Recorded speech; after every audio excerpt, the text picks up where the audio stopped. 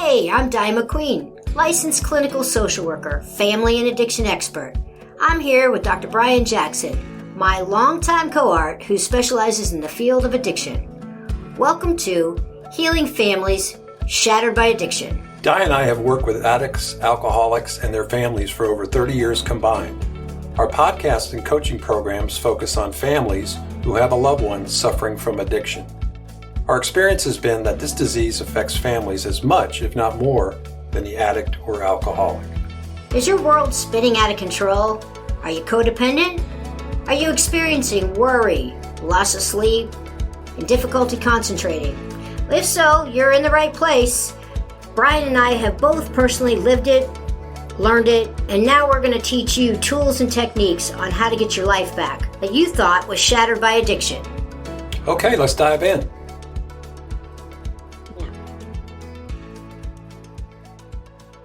Hi, everybody. This is Dr. Brian Jackson, and welcome to Healing Families Shattered by Addiction. I'm happy to say that we are doing, when I say we, Di and I are doing this podcast together. And we wanted to talk about, the most wonderful time of the year. So, I mean, it's holidays, and, we hope that you guys are getting excited about it. And I hope that after the last podcast, you've got some tools and techniques to get through the holidays without a lot of conflict. And for those that are newly sober, maintaining their sobriety. So then we roll right from Christmas to New Year's, and everybody knows what New Year's means. Oh, let's make a New Year's resolution for 2025. And, that's all great and wonderful. I'll just give you an example. Like 2 years ago, my resolution was, I am going to stop cursing.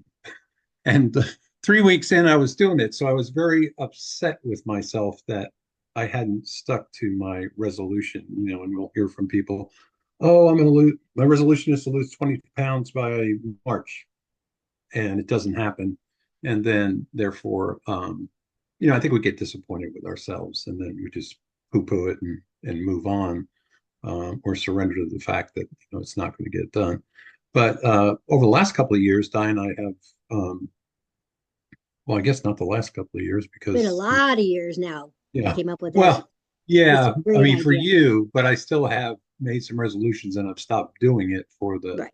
the reasons I've just delineated. But yeah, and Di, gave me an idea, which I think was really cool, and we kind of share it with our patients and clients. And I'm gonna let Di talk a little bit about that and the rationale behind it, and how it sets you up really for something that's achievable. So, Miss Di. Absolutely. Well, thank you, Mr. B. Anyway, this is a few, gosh, it's been a lot of years now, but came up with this idea to pick a word for the year. Really any word that's meaningful to each and every person, right? And here's the really cool part about that. Like, so for instance, 2024, my word was flourish. But we have a myriad of different things. I think yours was calm, right, B? So to stay calm. And, I have had years past where words like balance or inner peace, or, there's just a myriad of different things that you can pick from.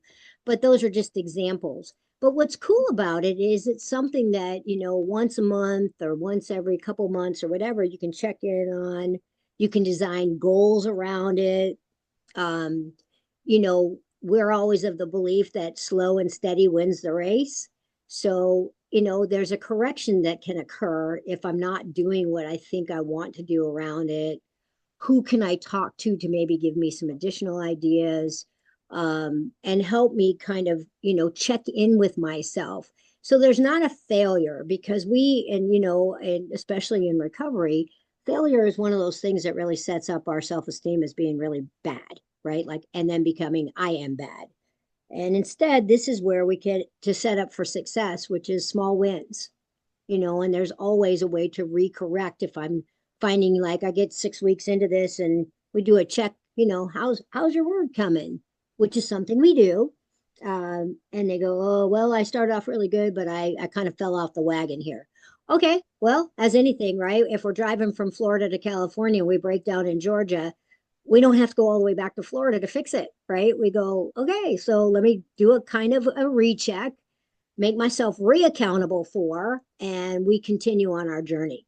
And that's what we do with this word throughout the year. And usually by the end of the year, there's some real successes in it. May not have been every single day, um, but there's some times we do the check-in, and it's really fun, especially when people go like, "Oh my God, my word was blah blah blah," and I'm really really good at it now. So I don't know what you're thinking about that. And I'm sure you've got some additional tools in there, B, but I think it's a fun way to start off the year without setting yourself up for a fall off the cliff right away. Yeah, so first off, I think you need to get your GPS checked because if you're driving from Florida to California, what the hell are you doing going north and you're in Georgia? So Well, I'm going to Northern California, so I'm winning my way up. wait. But yeah, so when we come back to the word, like some people will say, I'll say, well, what is your word for the year? And don't tell me now, think about it. And they're like, no, no, I got it right Yep. now. And typically what it is something that maybe you feel like you're that you can improve on. For Right. example, I've been very impatient, and it pops in your mind and say, I would like to be more patient. Are you going to be perfectly patient? No. But if the windshield wiper comes up on your radar and you feel yourself being impatient, then you have an opportunity to work on that, stop there, or try and push it back to patience instead of letting it go all the way across to where you're very, very impatient. So I think what Di was trying to convey and what I'm trying to convey is, so say for example, you know, my word was stay calm. Um, and that's my mantra. So we want this to kind of be your mantra. It just depends on what kind of word or what word you pick. But if I know that my mantra or my desire for 2025 is to stay calm, it's not outside of my awareness now when I become less than calm, or I become frustrated, or I become anxious. I can go back to my mantra, stay calm, and I can correct it. And I think that that is a lot easier to do than to have a New Year's resolution that you're going to lose 20 pounds in 3 months and it doesn't happen. And that later in the year, you decide, okay, now I'm going to lose 20 pounds in the next 3 months. So typically, when people make resolutions and for whatever reason, um, and sometimes they're really like um, almost unrealistic, some of them Yes. sometimes, like Yes. it's a really, really big ask. And so, like I said, small, measurable steps. So my words calm, start off the year calm. If, I start not being calm, I know that my choice, my desire, and my mantra is to be calm. It's a little bit easier for me to figure out how to get back, to that place. And Well, if we have stayed calm for a period of time, we know the tools and techniques and what kind of disciplines we had to stay on that path. So now we know what the disciplines are. We get away from the disciplines, but we know what the disciplines are, and so then we're able to put those back in place to continue on our 2025 journey of calmness. and the cool thing that you're pointing out, and that I think is so important that most of us in recovery really don't understand, or maybe you do, is that recovery is an evolution, right? It doesn't happen like I wake up one morning and I go, okay, so I'm going to be sober today, and my whole world changes in a nanosecond. And if you look back, anybody that's been in recovery for a long period of time, what we thought at year one, year three, year five, year 10, whatever, was amazing. Each time I reflect back, I don't know if you feel this way too, B, but I am not the same person, but it didn't happen overnight. It was an evolution for me. And I think the word is symbolic of that, right? Again, it's a place to start, knowing I'm probably not going to do it perfectly. But when I look back over that year, did I do it better?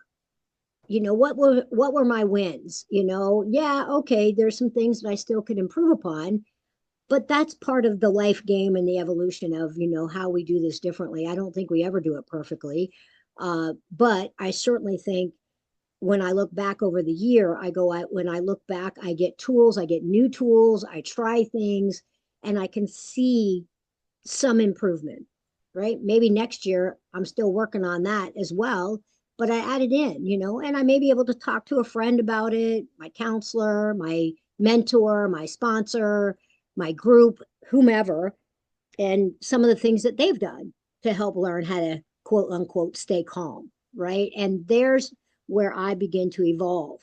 And, for me, when I look back over, all these years, I'm not even close to the same person. I'm really not. And yes, I held on to some things, but I got rid of a lot of things that were not really good for me.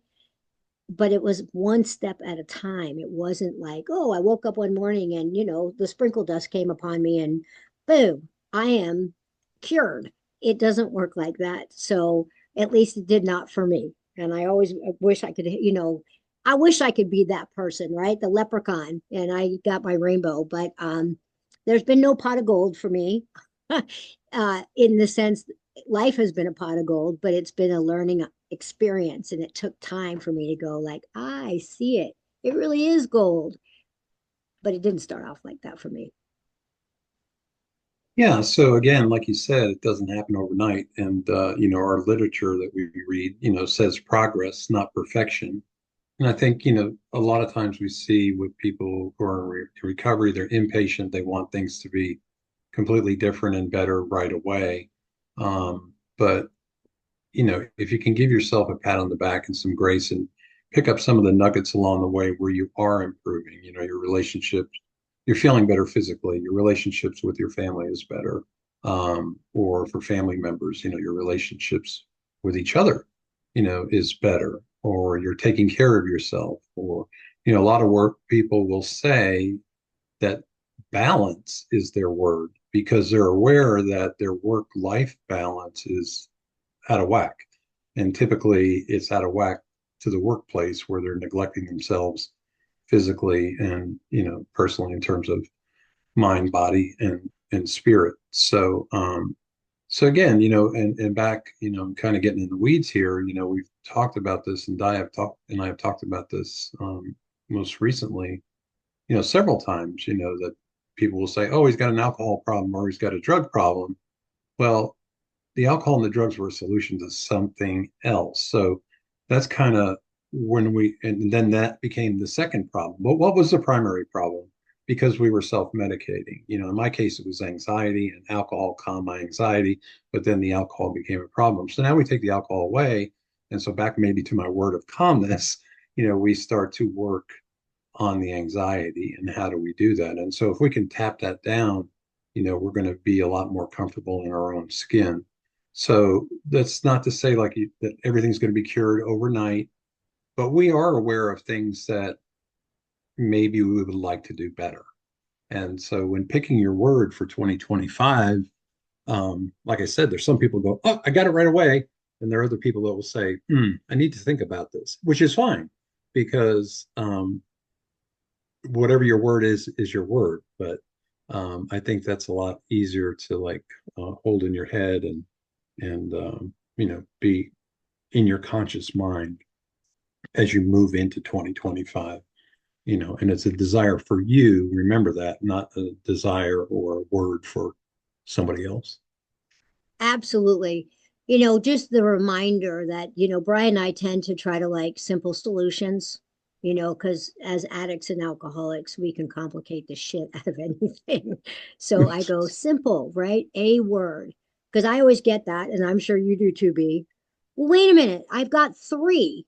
And I'm like, well, okay, you can either choose one or use all three, whatever works for you, right? But we always have one person that will go, but I can't choose. And I'm like, okay, so don't choose. Too But many keep it choices. too many choices, right? Keep it simple, right? Keep it simple. Um, and we joke about that a lot, but most of the stuff in life is much simpler.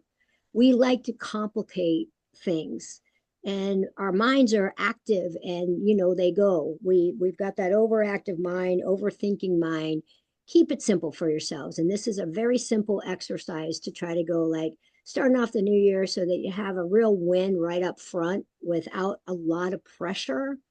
because that's the other thing. We just put so much pressure on ourselves to make sure we do this just right. And I go, this is just a fun little thing that you go from time to time. I can check in on it. I can set goals around it. I can set, small wins for myself. I can rejoice in the progress that I'm making instead of looking at what I haven't done. I would rather you look at what you have done. And really, really easy breezy way to do this. So, really important that we get, an opportunity to be able to enjoy ourselves in that regard. We want you to start off the holiday or the new year with a win and something that's what we consider to be pretty easily obtainable if you choose to. Yeah, what might be fun, and we'll throw it out there to you. If you feel like sending us your word, because we're always interested in what people come up with, because there's some that we're like, oh, wow, why don't you send it to info@familyandaddictionexperts.com, and then maybe we will share with you on the next podcast some of the words that we got from everybody, for 2025, and we can share those. And you might pick up one and say, that's interesting. Maybe I'll change my word to that. So yeah, that kind of be more of an interactive podcast, if you will. So info@familyandaddictionexperts.com. All you got to write is a simple email. This is my word, or just put your word. And it would be helpful to us too. So we're asking you, help us figure I, out what might be some interesting words. And I bet you we'll get some. Absolutely. I love it. What a great idea, B, as always. Coming up with something really cool and really fun and very, very simple, right? So we wish you guys all a wonderful start to your 2025. I certainly know I'm going to start mine off right because I get to choose that. I bet you will too, B. Well, yeah. And then also one other exciting thing for those of you who may or may not think that you might have a problem with alcohol, or maybe you don't have a problem with alcohol, but you are drinking alcohol. January is dry January month. And, there's a lot of statistics that showed with some younger people and other people that they stopped for the month of January and they reaped the benefits that they recognized themselves. Their complexion was better. They lost weight. They had more energy. They slept better. So, don't want to get too far ahead of ourselves, but I don't know when this podcast is going to be posted, but January is dry January month, and get a buddy and do it together. Absolutely. And we will probably be doing a podcast on that. So stay tuned. Stay tuned. Right. Thanks so much for joining our podcast, Healing Families Shattered by Addiction. We'll be back in a couple of weeks with more important tools, techniques, and ways for you to focus on you instead of the alcoholic or addict in your world. Until then, please go to our website, familyandaddictionexperts.com. That's familyandaddictionexperts.com. You'll also see links to our Facebook and Instagram pages. Please also, if you have any emails that you would like to send us, that's info@familyandaddictionexperts.com. That's info@familyandaddictionexperts.com. With any thoughts, feelings, questions that you may have for us, we would love to hear from you, and we look forward to seeing you in a couple of weeks.